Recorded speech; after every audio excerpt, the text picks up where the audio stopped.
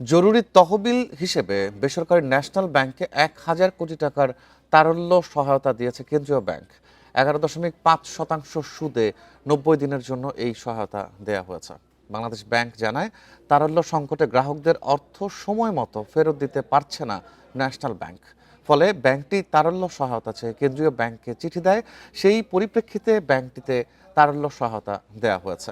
Optical ব্রাইটেনার, colour guard এবং জার্ড lock সমৃদ্ধ advance ফর্মুলায় এলো নতুন রে ডিটারজেন্ট পাউডার। এর আগে ২০২৪ সালে ব্যাংকটিতে নতুন পর্ষদ দেয়া হয়। সে সময় এর নিয়ন্ত্রণ চলে যায় চট্টগ্রাম ভিত্তিক ব্যবসায়ী গোষ্ঠী এস আলম গ্রুপের কাছে।